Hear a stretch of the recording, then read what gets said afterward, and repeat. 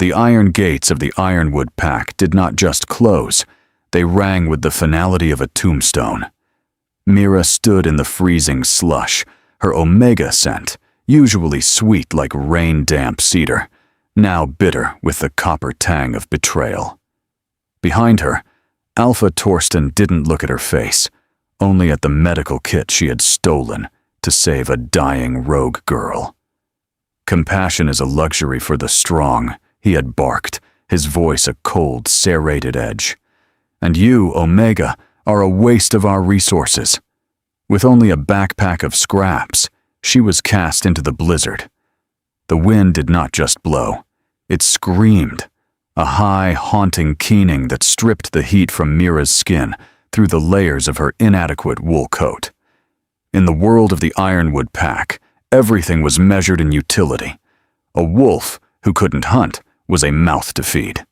A wolf who couldn't fight was a liability. And an Omega who spent her meager silver to buy medicine for an outsider. That was treason. Mira's boots sank knee-deep into the fresh powder. Each step was a conscious negotiation with her own muscles. The layers of her rejection felt heavier than the pack on her back. First, the biology she never asked for. The Omega designation that labeled her soft in a pack that worshipped granite. Second, her refusal to be silent. Her big mouth that pointed out the Alpha's cruelty during the lean winter months. And finally, the medical kit. "I'm fine," she whispered, her breath blooming in a thick white cloud. Character building. Right? The forest was a monochromatic blur of skeletal pines and oppressive white. She was aiming for Frost Hollow, a territory she'd only heard of in rumors whispered by traveling traders. A place where the hierarchy was a circle, not a pyramid. But Frost Hollow was miles away, across the jagged spine, and the sun was already a pale, dying ember on the horizon. She was about to seek shelter beneath a rocky outcropping when the sound reached her. It wasn't the wind. It was too rhythmic, too jagged. A sob. Mira froze. Her inner wolf, usually a quiet, flickering hearth fire, suddenly flared into a roaring blaze of instinct. She pushed through a dense thicket of frozen briars, the thorns dragging against her coat like desperate fingers. Near a fallen, hollowed-out cedar, she saw him. He looked like a discarded pile of rags against the bark. A pup, no more than 5 years old, huddled in a ball. His hair was matted with ice, and his skin was the color of skimmed milk. But it was his leg that stopped Mira's heart. It was twisted at a sharp, cruel angle, not from a recent break, but from a birth defect that had clearly never seen a healer's touch. In his small, blue-tinged hand, he clutched a small, hand-carved wooden sparrow. The wood was dark with age and smoothed by the constant friction of a child's thumb. "Hey," Mira said, her voice cracking. She dropped to her knees, the cold soaking into her joints instantly. "Hey, little one." The pup's head snapped up. His eyes were wide, gold-flecked, and clouded with a terror so deep it looked like glass. He tried to scramble back into the hollow tree, but his malformed leg gave way, and he let out a sharp, pathetic whimper of pain. "I'm not going to hurt you," she soothed, reaching into her bag. She pulled out a thin, silver-lined thermal blanket, one of the few things she'd managed to pack. "My name is Mira. What's yours?" "Finn," he managed, his teeth chattering so hard it sounded like stones clicking together. "Finn. That's a strong name," Mira said. She moved slowly, wrapping the blanket around his tiny, shivering frame. He was so light, frighteningly light. He smelled of old fear and starvation. "Where is your pack, Finn? Where are your parents?" Finn looked down at the wooden sparrow, his knuckles white as he gripped it. "They said I was too much trouble. Said my leg makes me useless. That the storm would be kinder." Rage, hot and incandescent, flooded Mira. It was a heat that didn't just warm her. It burned. She looked at the twisted leg, then at the vast, killing expanse of the forest. They hadn't just lost him. They had left him. They had placed a disabled child in the path of a monster and called it a mercy. They were wrong, Mira said, her voice dropping into a low, protective growl she didn't know an Omega could possess. You are not useless, and you are not staying here. She looked at the trail ahead. The snow was getting deeper. The wind was picking up. She was an exiled Omega with no home, no status, and 3 days of food. She looked at Finn, who was staring at her with a glimmer of impossible hope. Mira turned her back to him and crouched low in the snow. Climb on, Finn. Hold on to that sparrow tight. We're going to find a place where they know what strength actually looks like. As Finn's small, freezing arms wrapped around her neck, Mira felt the weight of him, not just his body, but the sheer gravity of a life that everyone else had decided was worth nothing. She stood up, her legs trembling under the sudden strain, and stepped back into the white hell of the blizzard. She had 10 miles to go, and for the first time in her life, she wasn't just running away. She was carrying the future on her back. 3 miles in, the world ceased to be a forest and became a white void. The weight of the boy was deceptive. At first, Finn felt like a bundle of damp kindling, but as the hours bled into one another, he became a leaden anchor pulling at Mira's spine. Her breath was no longer a cloud. It was a jagged rasp that burned her throat. Behind her, Finn's small hands had migrated from her neck to her shoulders, his grip tightening whenever a particularly violent gust of wind threatened to knock them both flat. Mira? His voice was a tiny, fragile thing, barely audible over the roar of the storm. I'm here, Finn. Just keep your head tucked into my hair. Use my hood. I dropped it, he whispered. Mira stopped. Her heart gave a panicked thud. What? What did you drop? The bird. The sparrow. She turned her head as much as the heavy layers of her coat allowed. She saw it. A dark speck in the churned-up white of their tracks, 10 yards back. In this weather, 10 yards was a marathon. But she saw the way Finn's face crumpled, the way his eyes filled with a grief far older than a 5-year-old should possess. My dom made it, he choked out. Before he got mean. It's all I have left of the before. Mira's legs screamed in protest, but she didn't hesitate. She trudged back, the wind fighting her every inch of the way, and scooped the small wooden sparrow out of the drift. As she handed it back to him, her fingers brushed his. They were ice white. Not blue, which was bad, but white, which was worse. He was losing circulation. She looked at the path ahead. The main trail to Frost Hollow wound around the base of the Iron Crags. It was the safe route, the one the traders took, but it was long. Another 7 miles of winding turns. Her internal map flickered. There was a shortcut, a narrow animal track called the Weeping Pass that cut straight through the ribs of the mountain. It would shave 3 miles off the journey. In a healthy body, in clear light, she would never have taken it. The pass was notorious for shifting shale and sudden drops. But Mira wasn't thinking like a scout. She was thinking like a furnace running out of fuel. She looked at Finn's pale face and made the choice that would nearly cost them everything. We're taking the high road, Finn. It's faster. The mistake manifested slowly at first. The incline grew steeper, forcing Mira to use her hands to scramble over ice-slicked boulders. The wind here was different. It didn't just blow. It funneled through the narrow rock walls, gaining a predatory speed. They were halfway through the pass, balanced on a ledge no wider than a wolf's torso, when the shelf of snow beneath her right boot simply vanished. It wasn't a roar. It was a soft whoomph. Mira pitched forward. Her first instinct wasn't to save herself, but to twist her body so she wouldn't crush Finn. She slammed into the freezing rock face, her shoulder taking the brunt of the impact with a sickening crack. Her backpack, the one containing her meager food and the stolen medicine, caught on a jagged spur of stone. The strap snapped like a dry twig. She watched, paralyzed, as the bag tumbled into the gray abyss of the ravine below. "No!" she gasped, reaching out. But her hand grasped only frozen air. Everything was gone. The dried meat, the bandages, the salve she'd risked her life to steal. All of it swallowed by the mountain. A heavy silence followed, broken only by Finn's terrified whimpering.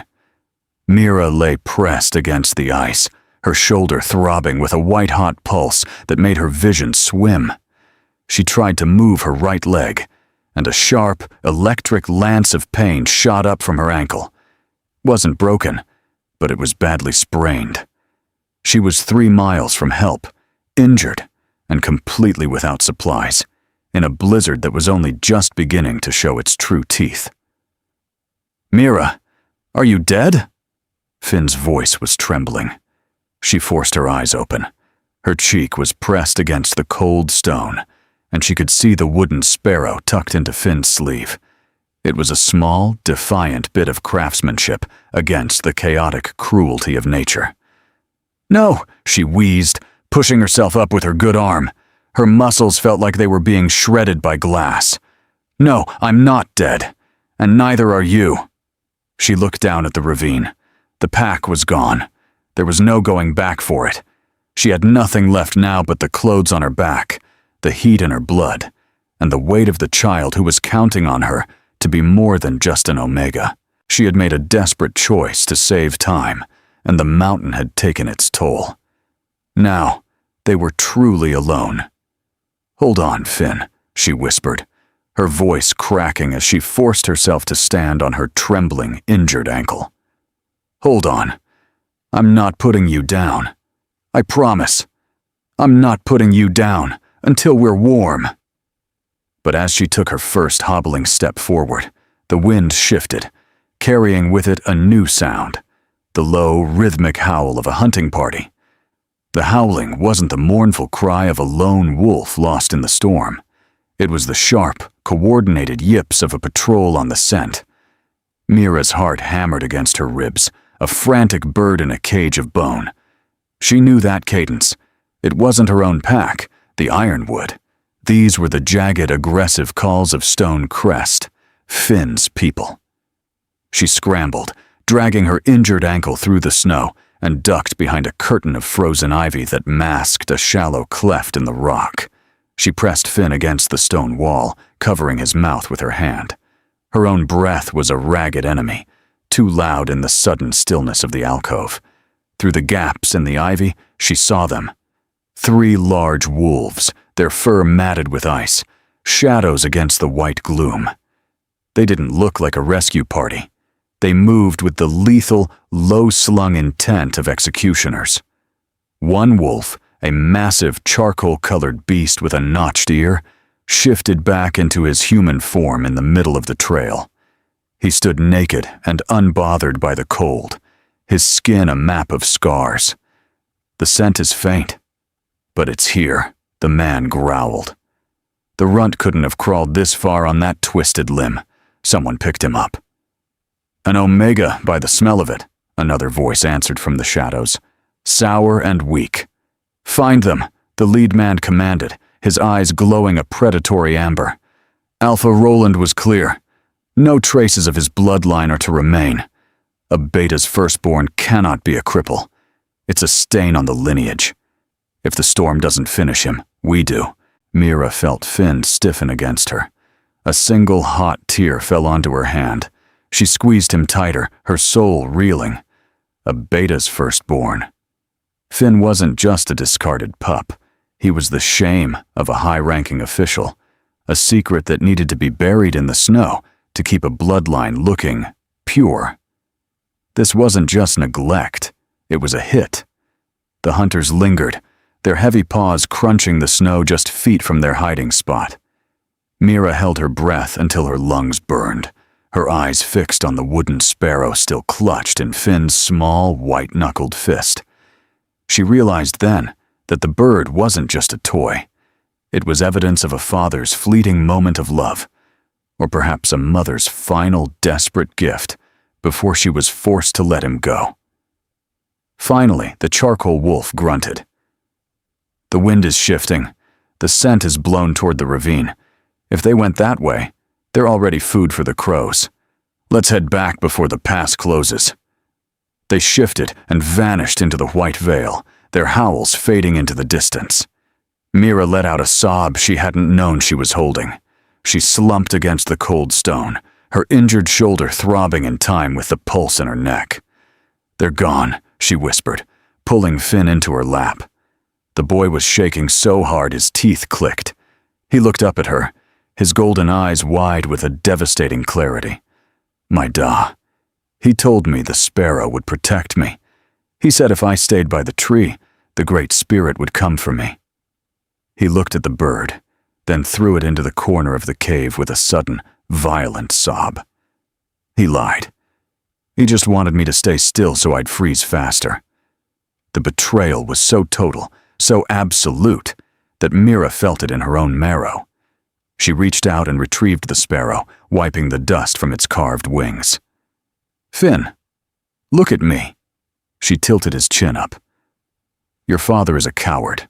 He thinks strength is about having 2 straight legs and a title. But he's wrong." She pressed the wooden bird back into his hand.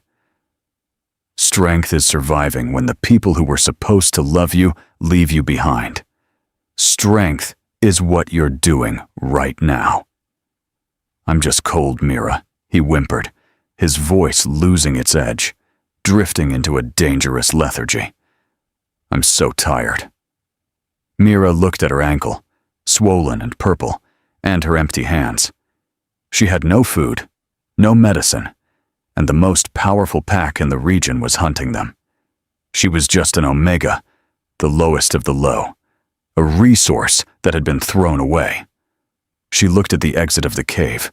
The light was failing. The temperature was dropping into the killing zone. If they stayed here, they would be 2 more ice sculptures for the spring thaw to find. "We aren't dying in a hole, Finn," she said, her voice turning into a low, iron-shod vow.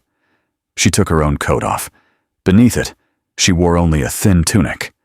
She wrapped the heavy wool around the boy, layering it over the thermal blanket. "Mira, no! You'll freeze!" he cried, trying to push the coat back. "Omegas are furnaces, remember?" She lied, her skin already erupting in violent shivers as the sub-zero air hit her. "I have too much heat. I need you to take some of it for me." She hoisted him back onto her shoulders. The pain in her ankle was a white-hot scream now, but she ignored it. She had no supplies, no pack, and no plan other than the direction of the wind. As she stepped back out into the blizzard, the sky had turned a bruised, sickly purple. She took 1 step, then another, dragging her leg. 10 miles, she whispered to the wind. "I told him 10 miles." But as she crested the next ridge, she didn't see the lights of Frost Hollow. She saw a wall of gray clouds descending like a curtain, and the smell of the air changed. The true storm, the one that killed entire herds in their tracks, was finally here. The killing zone was silent. That was the most terrifying part. The wind, which had been a screaming banshee only an hour ago, had settled into a low, rhythmic thrum, vibrating through the bones of the mountains. The air was no longer just air. It was a thick, crystalline soup of ice needles that filled Mira's lungs, turning every breath into a sharp, internal frostbite. Mira moved like a clockwork toy running out of tension. Her right ankle was no longer a source of pain. It had become a heavy, useless block of wood she dragged through the waist-deep drifts. Without her coat, her body had gone through the violent stage of shivering and arrived at a hollow, terrifying stillness. "Finn?" she whispered.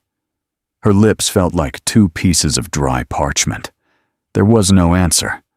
only the slight, rhythmic weight of his head against her shoulder. "Finn, talk to me. Tell me. Tell me about the sparrow." The boy stirred feebly. His voice was a thread of sound, so thin it nearly vanished before it reached her ears. It's flying. In my head, Mira. It's flying south." "Keep it flying," she rasped. "Don't let it land." She crested a final, jagged rise, and her heart, which had been a stuttering engine, nearly stopped. Below her lay a vast, featureless basin of white. The trail had been completely erased. In the distance, she saw the silhouette of the Frost Hollow border, a line of ancient, towering pines. But they looked like ghosts in the shifting haze. Between her and those trees lay 2 miles of the flats, an exposed plain where the wind could reach its full, murderous velocity. Mira took a step, and her knee buckled. She went down hard, the snow swallowing her to the waist. Finn slipped from her shoulders, tumbling into the drift beside her. Panic, sharp and cold as a needle, pierced her lethargy. She scrambled toward him, her hands clawing at the snow. She pulled him out, shaking him, screaming his name into the void. Finn's eyes were half open, but they were rolled back, showing only the pale, glassy whites. "No," she whimpered, pulling him into her chest, trying to shield him with her own shivering body. "No, no, no, not now. We're so close." She looked up at the sky. The moon was a pale, mocking eye behind the clouds. She felt the heavy, crushing weight of her own insignificance. She was an omega. She was a waste of resources. She had been told her whole life that her value was tied to her utility to the pack, and here she was, useless. Then she felt it. In the pocket of the coat she had wrapped around Finn, her fingers brushed the wooden sparrow. The sharp, carved edge of its wing pricked her skin. It was a small, physical reminder of the boy's father, the man who had left him to die. It was a reminder of Alpha Torsten, who had thrown her out for the crime of being kind. It was a reminder of every wolf who had ever looked at the weak and decided they weren't worth the breath they drew. A low, guttural growl started deep in Mira's chest. It wasn't the sound of an omega. It was the sound of a mother who had reached the end of her patience with the world. "You don't get him," she snarled at the mountain. "You don't get either of us."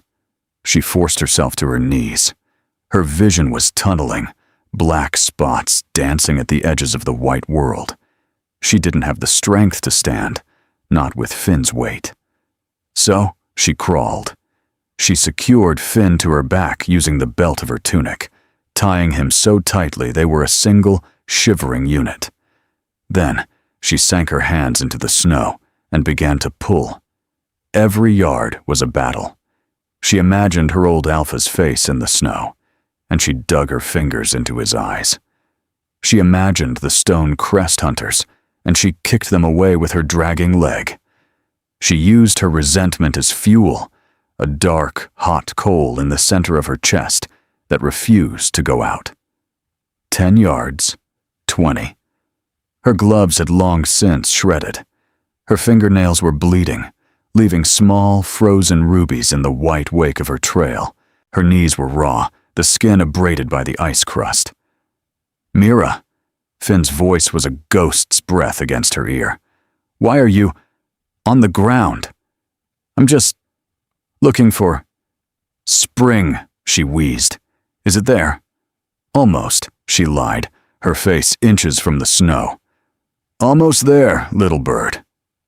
She reached the edge of the flats. The wind here hit them like a physical blow, a solid wall of ice that tried to push them back toward the ravine. Mira's head dropped. She couldn't feel her hands anymore. She couldn't feel her feet. She was just a machine of meat and bone, fueled by a dying fire. She looked up, squinting through the ice that had frozen her eyelashes together. Through the blur, she saw them. Not ghosts, shadows. 4 large wolves were emerging from the line of Frost Hollow pines. They weren't snarling. They weren't hunting. They were standing in a crescent, watching the small, broken figure dragging a child through the waste. Mira tried to call out, but her voice was gone. She reached out one hand, her fingers trembling toward the shadows. "Please!" her mind screamed. She took one last, agonizing pull, dragging herself across the invisible line of the border. And then, the machine finally broke. Her arms gave out, and she collapsed, her face sinking into the soft, welcoming white. The last thing she felt was the heavy, rhythmic thud of large paws approaching, and the smell of cedar and rain-damp earth. Warmth was a violent sensation. It didn't seep in, it attacked. It felt like needles of fire prickling under Mira's skin, a painful thawing of frozen marrow. When her eyes finally fluttered open, she wasn't met with the mocking white of the mountain. Instead, she saw amber firelight dancing across heavy timber beams. The air smelled of dried sage, wood smoke, and something rich and savory. "Stew. Finn," she rasped, her voice sounding like grinding stones. "He's alive. Barely. But he's alive."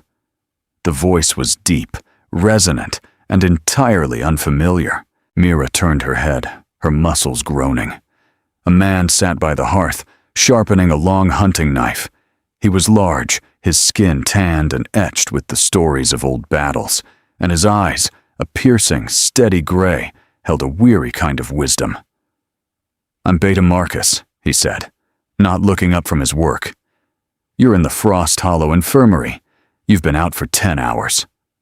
Mira tried to sit up, but her body was a cage of lead. "Where is he? Is he... his leg?" "The healer is with him. Kara. She knows her business." Marcus finally looked at her, his expression unreadable. "You crossed our border, dragging a stone crest pup on your back. An omega from Ironwood, by the scent of your tattered tunic. You want to tell me why I shouldn't escort you back to the line right now?" "He was going to die," Mira whispered, her fingers fumbling at the furs covering her, searching for something. "They left him. In the blizzard. Because he wasn't perfect." Marcus stood, his shadow stretching long across the floor. "Politics between Stonecrest and Frost Hollow are delicate, Omega. Taking in their discarded blood could be seen as an act of aggression. We are a pack of survivors, not a charity." "Then show me the door," Mira snapped, a flash of her old, stubborn mouth returning despite her exhaustion. "But the boy stays. If you throw a 5-year-old back into that snow, you're no better than the monsters who put him there." A door at the far end of the room creaked open. A woman stepped in. She was older. Her black hair shot through with strands of moonlight silver, and she carried a presence that made the air in the room feel denser. Alpha Freya. "Marcus, leave us," Freya commanded. The beta inclined his head and vanished into the hallway. Freya walked to the bed, her eyes scanning Mira with a terrifying, surgical precision. She reached into her pocket and pulled out the hand-carved wooden sparrow. Its wings were chipped from the fall in the pass, but the wood still held a dull, defiant glow. "We found this in the boy's hand," Freya said softly. "He wouldn't let go of it, even in the medicinal sleep. He kept muttering about a furnace, about a bird that had to keep flying." Mira swallowed hard, her throat tight. "His father gave it to him. Then his father abandoned him to freeze." Freya sat on the edge of the bed. "Ironwood is 10 miles from our border. 12 if you took the Weeping Pass. You carried a disabled child through a grade 5 winter storm on a sprained ankle and a shattered shoulder. Why?" "Because no one else would," Mira said, her voice trembling with a mix of fatigue and fury. "I was told my whole life that I was a waste of resources because I was an Omega. They told him he was disposable because he couldn't run. I decided the resources were wrong." She looked Freya in the eye, refusing to flinch. I am just an Omega. I have no rank, no silver, and no home. But I have him. And if you want to take him from me, you'll have to put me back in the snow first." The silence in the room stretched, punctuated only by the crackle of the hearth. Freya looked at the wooden sparrow, her thumb tracing the curve of its wing. "My father was like Alpha Roland," Freya said, her voice low. "He believed the pack was only as strong as its fastest runner. He would have left that boy behind. He would have left you behind." She looked up, and for the first time Mira saw a flicker of something like respect in the Alpha's gaze. "But my father is dead, and I am the Alpha now. We don't measure strength by the speed of a wolf's legs in Frost Hollow, Mira. We measure it by the weight they are willing to carry when the world gets cold." Freya stood and placed the sparrow on the bedside table. "Rest. The boy's fever has broken. He's asking for his mother." Mira's heart leaped. His mother? "He doesn't have one anymore," Freya said, heading toward the door. "At least, not the one who gave him birth. But he seems to think the woman who carried him 12 miles through hell is the real thing." Freya paused at the threshold, looking back. "There will be trouble, Mira.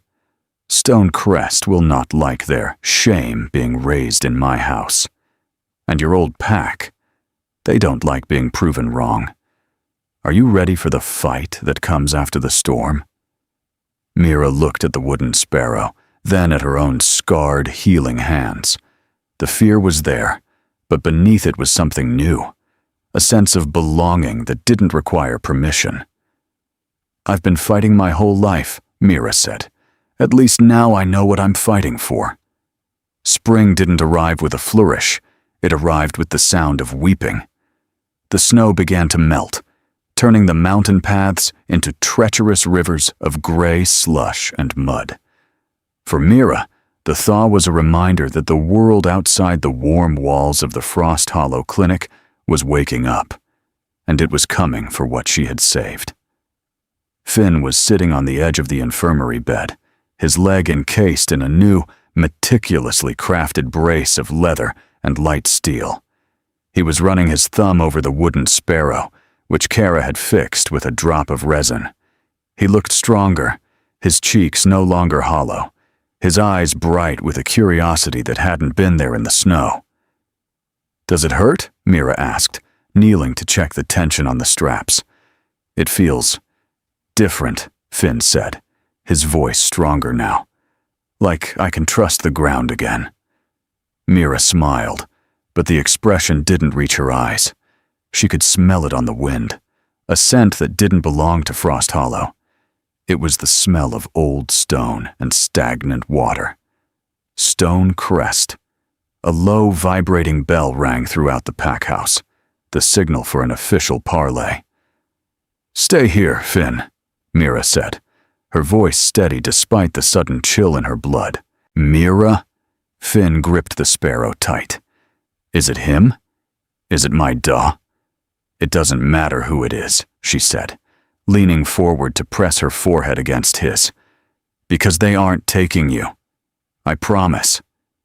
She walked into the great hall, her limp barely noticeable now, though her shoulders still ached when the air grew damp. The hall was filled with Frost Hollow wolves, their faces grim. At the center of the room stood Alpha Freya and Beta Marcus, facing a contingent of 4 wolves dressed in the heavy, formal furs of Stone Crest. At their head was a man Mira recognized from the scent alone, the charcoal wolf from the mountain pass. Beside him stood a taller, older man with eyes like polished flint. Alpha Roland. "We are not here for war, Freya," Roland said, his voice echoing in the rafters. "We are here for property. A runaway Omega from the Ironwood Pack and a defective ward of our house." "Property?" Freya's voice was like ice cracking on a lake. "We don't recognize that term in Frost Hollow, Roland. We have guests. We have pack members. We do not have property." Roland's gaze shifted, landing on Mira as she entered. his lip curled in a sneer that dismissed her entire existence. The Omega is a thief. Ironwood has ceded their claim to us in exchange for a border settlement. And the boy is a private matter of my beta's lineage. He was lost in the storm. We have come to bring him home." "You didn't lose him," Mira said, her voice cutting through the alpha's posturing. She stepped forward, ignoring the way the stone crest guards bristled.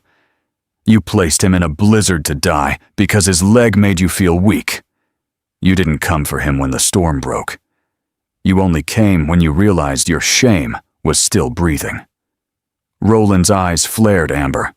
The power of an alpha's command began to roll off him, a heavy, suffocating pressure designed to bring an Omega to her knees. "Silence, girl. You speak of things you cannot understand." Mira felt the weight of his command. It felt like the mountain pass all over again, the crushing cold, the urge to simply lie down and let the white take her. Her knees trembled. Her inner wolf whimpered, wanting to submit to the higher rank. But then, she felt the ghost of a small hand on her shoulder. She remembered the 12 miles of frozen hell. She remembered the way Finn had looked at the sparrow and realized his father had lied. Mira didn't kneel. She took a step forward, breaking the alpha's pressure through sheer, stubborn will. "I understand that a leader who discards a child is no leader at all," she said, her voice ringing clear. "I understand that strength isn't about how fast you run, but who you refuse to leave behind. Finn is not your property. He is my son." The hall went deathly silent. Even Freya looked surprised. The charcoal wolf, the beta who had sired Finn, stepped forward. His face was a mask of cold fury. "He is my blood. You are nothing, a rejected stray playing at motherhood." "Then let the boy decide," Freya interrupted, her voice booming. "In Frost Hollow, a child of age to speak may choose their guardian if their safety is in question. Roland, you claim you want him home. Let us see where he thinks home is." Mira's heart hammered. She hadn't expected this. She knew Finn was terrified of these men. The doors at the back of the hall opened. Marcus led Finn into the room. The boy looked tiny in the vast space, his new brace clicking softly against the stone floor. When he saw his father, he flinched, his hand instinctively going to his pocket. The beta stepped toward him, his voice softening into a terrifying, manipulative croon. "Finn, come now. We've missed you. The storm was a mistake, a misunderstanding. Come back to the crags, and we'll forget all of this." Finn looked at the man. Then he looked at Mira. He reached into his pocket and pulled out the wooden sparrow. He looked at the chipped wing. Then he looked his father directly in the eye. "You said this would protect me," Finn said, his voice small but unshakable. But it didn't. It was just wood. He walked past his father, his gait uneven but determined, and stopped beside Mira. He reached out and took her hand, his small, warm fingers lacing through her scarred ones. "She protected me," Finn said to the room. "She's the furnace. I'm staying with her." The beta's face contorted. He lunged forward, his hand reaching for the boy's throat, but he never made contact. In a blur of gray and silver, Freya and Marcus were there, their teeth bared, their growls shaking the very foundations of the hall. "The boy has spoken," Freya snarled, "and the Omega is under my protection. Leave now, Roland, before I decide that your presence here is a violation of our borders." Roland looked at his beta, then at the united front of the Frost Hollow pack. He knew he couldn't win this fight, not here.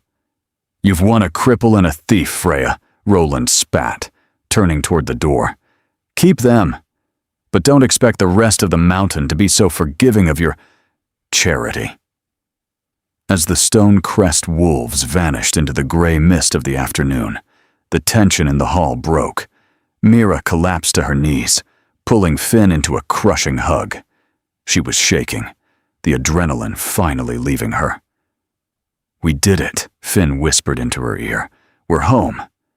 But as Mira looked up, she saw Marcus and Freya exchanging a look. The Stonecrest wolves were gone, but the challenge to the old ways had only just begun. Within their own pack, the whispers were starting. Mira felt the weight of the sparrow in Finn's hand. They had survived the mountain, and they had survived the parley. But the hardest part of building a family was making sure the world didn't tear it back down. The threat from Stonecrest had been a storm on the horizon, but the poison within Frost Hollow was a slow, creeping frost. 3 weeks after the parley, the mud of spring had begun to sprout the first stubborn shoots of green. But in the training circle, the atmosphere was thick with a different kind of tension. Mira stood by the fence, her hand stained with the green residue of the herbs she'd been grinding for Kara.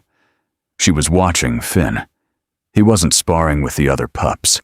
He was sitting to the side, meticulously cleaning his leather brace, the wooden sparrow resting on a stone beside him like a silent sentinel. "It's a waste of good steel," a voice sneered.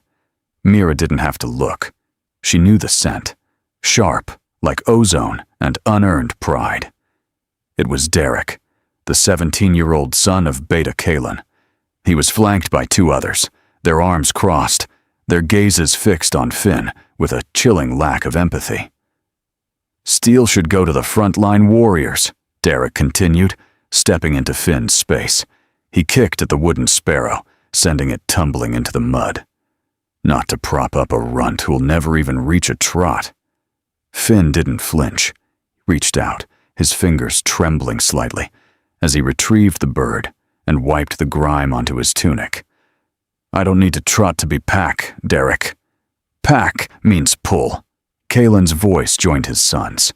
The rival Beta stepped out from the shadows of the longhouse, his eyes fixed on Mira. "The alpha is soft. She thinks compassion is a strength. But when the winter returns and the elk are scarce, we will remember who ate the meat without hunting for it." Mira stepped over the fence. She didn't limp. She moved with a predatory grace that had been forged in the crucible of the mountains. She didn't go to Finn. She went straight to Kalen. "You talk of hunting," Mira said, her voice a low, dangerous vibration. "But I didn't see you in the pass when the blizzard was at its height. I didn't see you carrying the future on your back when the wind was stripping the skin from the bone." "You are an Omega," Kalen hissed, his hackles rising. "A guest. You do not speak of strength to a Beta." "I speak of it because I've seen it," Mira countered. She looked around at the gathered wolves who had stopped their training to watch. "You think strength is about the muscles in your legs? It's about the iron in your soul. This boy survived a death sentence from his own blood. I survived a mountain that wanted to swallow me whole. What have you survived, Kalen? A bruised ego at the parley?" The challenge was naked. Derek, sensing his father's fury, lunged forward, not at Mira, but at Finn. He wanted to prove the weakness was tangible. He shifted midair, a flash of brown fur and teeth, aiming to bowl the boy over. But Finn didn't scramble away. He leaned into his brace, using the steel as a pivot point. He'd spent hours with Kara learning the physics of his own body. As Derek's weight hit him, Finn didn't break. He twisted, using the momentum to send the larger wolf tumbling over his shoulder and into the heavy training post. A sickening crack echoed through the yard. Derek shifted back, clutching his arm. His face was white, his breathing shallow. The bone was jagged beneath the skin, a compound fracture. The other pups backed away in horror. Kalen roared, his eyes turning a violent gold, ready to tear Finn apart. "Don't touch him!" Mira's voice was a command that felt, for a fleeting second, as heavy as an alpha's. She was at Derek's side before Kalen could move. Her hands, usually so gentle with Finn, were now firm and decisive. She grabbed a training spear, snapping the shaft to create a splint. "Kalen, if you shift now, you'll knock her back, and the bone will sever the artery," Kara's voice rang out from the clinic porch. The healer was moving as fast as her age allowed. "Let the Omega work." The yard went silent. Mira ignored the glares. She focused only on the boy who had been mocking her son seconds ago. She used the hem of her tunic to bind the splint, her movements a blur of clinical efficiency. "Breathe, Derek," she whispered, her voice surprisingly soft. "I've got you." As she worked, the wooden sparrow fell from Finn's pocket, landing near Derek's hand. The injured boy looked at the small, carved bird, the object he'd just kicked into the mud. He looked at Mira, who was saving his limb, and then at Finn, who stood over them, his face filled not with triumph, but with a quiet, steady concern. Kalen stood frozen, his power neutralized by the simple, undeniable utility of the woman he'd called a waste. Mira stood up, her hands covered in Derek's blood. She looked at Kalen, then at the pack members who were whispering. "I am an Omega," she said, her voice carrying to the furthest corners of the yard. "I am a healer. I am a mother.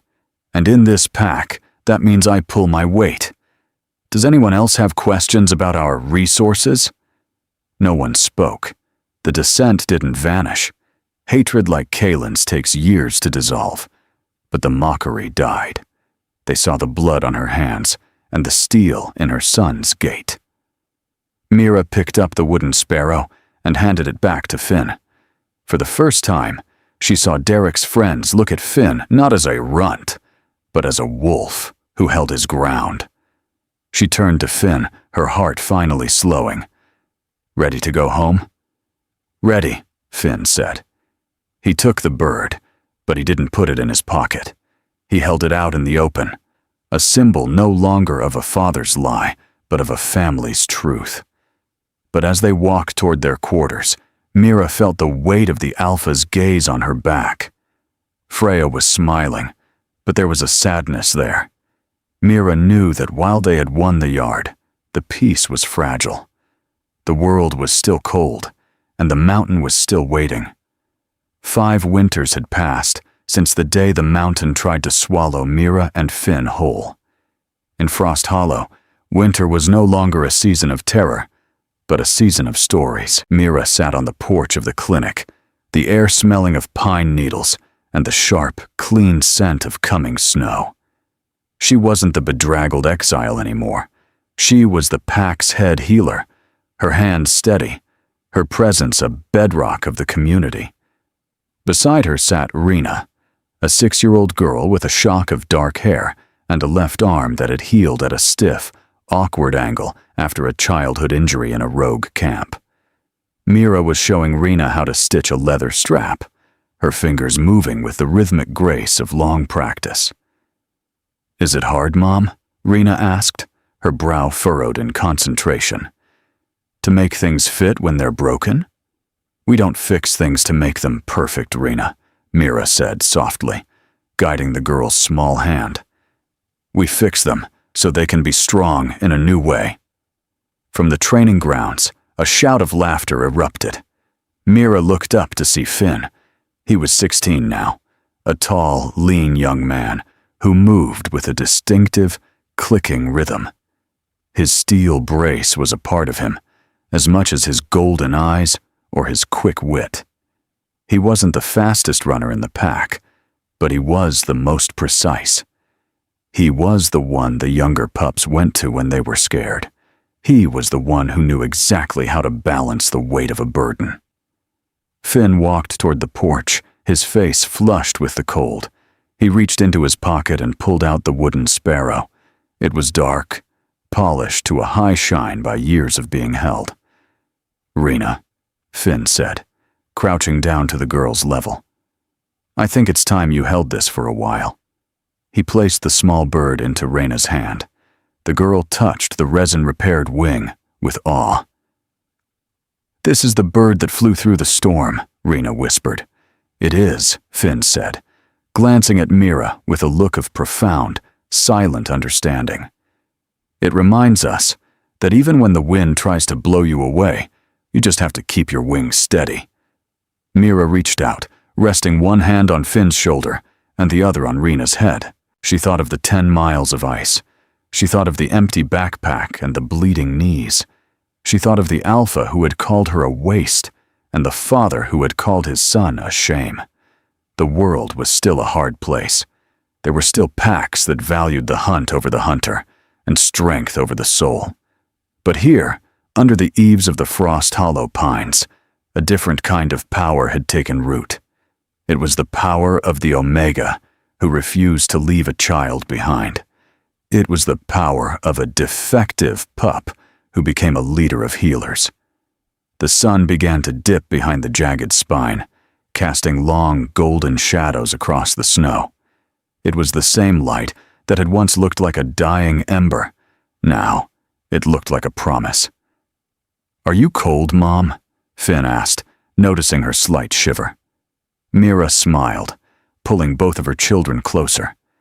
The warmth between them was a physical thing, a hearth that no blizzard could ever extinguish.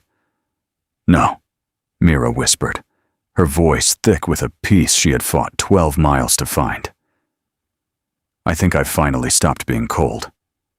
In the quiet of the evening, as the first flakes of a gentle snow began to fall, the wooden sparrow sat in Rena's palm, a small, silent witness to the truth that some things are worth freezing for, and some families are worth everything. This story is a reminder that our true strength isn't measured by what we can do, but by who we refuse to leave behind. If Mira and Finn's journey touched your heart, please take a moment to like this video and share it with someone who needs to hear that they are enough, exactly as they are. Don't forget to subscribe to our pack for more stories of found family, resilience, and the fierce love that defies the odds. Comment below with your favorite part of their journey. We'd love to hear from you. Remember, you're never truly alone in the storm.